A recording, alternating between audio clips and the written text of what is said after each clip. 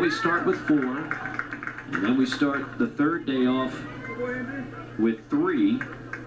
And after the early bird special that is this game, we'll be down to the final 2. Notre Dame in the winner's bracket waiting to play the regional final tonight at 7 o'clock against the winner of this game. Blancato, Brown, and Beatier, 6-7-8 up. Blancato out of Marietta, Georgia.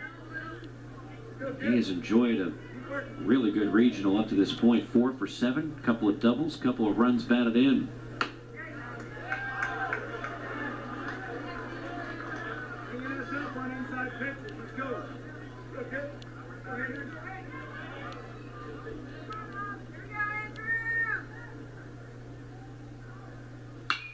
Blancato slices one deep left, long run for Morrell, racing, diving, and makes the catch on the warning track. What a play by Easton Morrell, a Sports Center top 10 nominee. My, Morrell, when you need a big moment, he's going to come up for you. This ball is not easy. It is slicing away from Morrell. He realizes it. How about diving on the warning track? That does not feel good, but he makes the play. He understands what this game means. We've had some terrific defensive plays in this regional. And we expected that of Notre Dame and Georgia Southern. They've been nationally good, top 15 all year long. And Texas Tech has some guys that can put together a few web gems as well. Tardy on the fastball is Jarrett Brown. He has been laboring at the plate, 1 for 7 this weekend.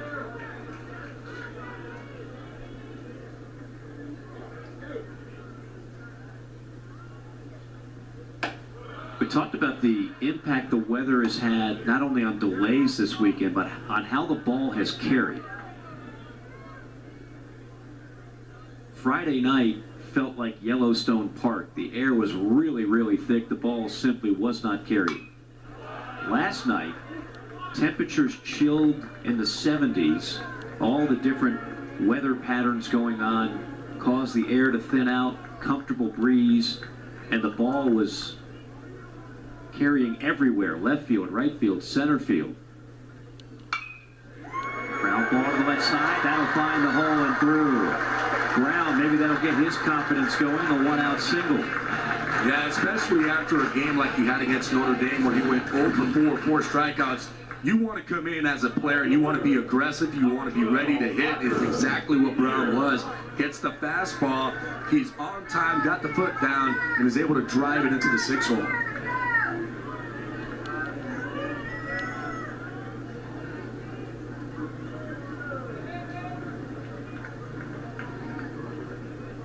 Just to finish the thought on the weather, today not as cool as last night, but much more comfortable than Friday.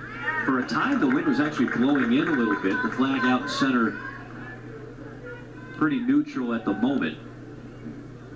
This ballpark might play about as true as it can compared to the other 2 days we've had thus far. Beatier 1 for 5 in the Statesboro Regional.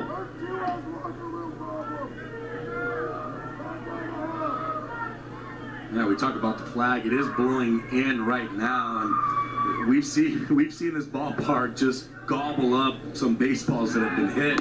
And you're right. Last night, all of a sudden, that little weather got cooler, and that ball started jumping. It took away that thick air that we have been getting with all the humidity and the rain. It's kind of weather that I have experienced in Miami, and that's what you get after rainstorms. It's just thick. Well, last night there was none of that. Right. And that ball started to just jump. We had the threat of rain, but we had no rain. To the right side, Young ranging and makes the throw on the run for the second out. Brown advances to second on the play. And that's a good job by Young there, not trying to do too much on that play. A lot of second basemen might try to go ahead, do a jump throw to second base, see if you're able to get the lead runner. Young, very experienced. No, let's just get the out. We have our Friday night starter on the mound, and I trust in him to be able to get the batter out. 9-hole hitter J.P. Tage, the starting catcher. He had 2 doubles in his first game. That was against UNCG, and that was yesterday morning. Mike, how about this? He had 2 doubles yesterday. He only had 2 doubles the whole entire season. Whole year, right? Well, you know, that Noah Ledford intentional walk, as easy and as logical as it seemed to be when they did it, that's only the 5th time he's intentionally walked all season. So he's always been a good power hitter, but what he has done this weekend is just all-time good. It is, and it's what you've done lately, and that's what this game's all about. And what he's done lately is just being a hit machine. Mm-hmm. And when you have an open base and a guy in scoring position, it's the right move to make. Might just put it in perspective. If he was 0 for 6 with 5 strikeouts, I'm guaranteeing you that Tim Tadlock pitched it to him.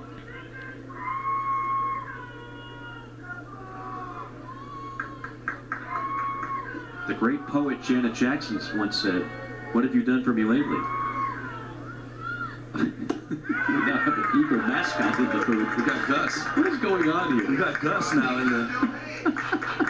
We already saw the cool Eagle, buddy. Yeah, I was going to say, it's pretty hard to top the real thing.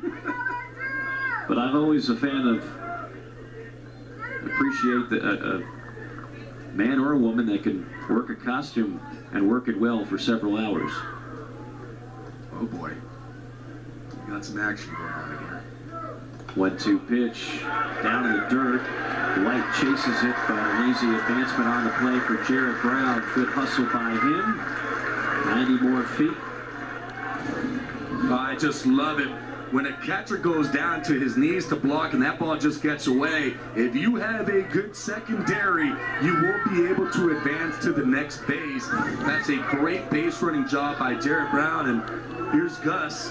Hey, dude, okay, listen, I get it, but we already had freedom and he's way cool. That's all right, Gus. You're good too. No, You're good. You're good too, You're buddy. still good. You're all right. Can I get a pound? Oh, he just turned it on. I'm sorry, but I was just kidding with you. It's very sensitive. Just kidding. How about a pound? How about a pound? You're going to put him in therapy. Ah. Mascots are very sensitive. I've learned this over the years. He's having fun over here. Gus, if you want to have a seat over here, we can. Yeah. Be careful now. Last thing we want is for somebody to get hurt. I know. Are we covered? We're covered. We got a good insurance policy in this booth, I'm sure. Got a lot going on today. We do. 2-2 pitch off the end of the bat in the right center field. Long run and flag down by Carter. Speed kills and Dylan Carter has it. Beautiful job by Texas Tech defensively.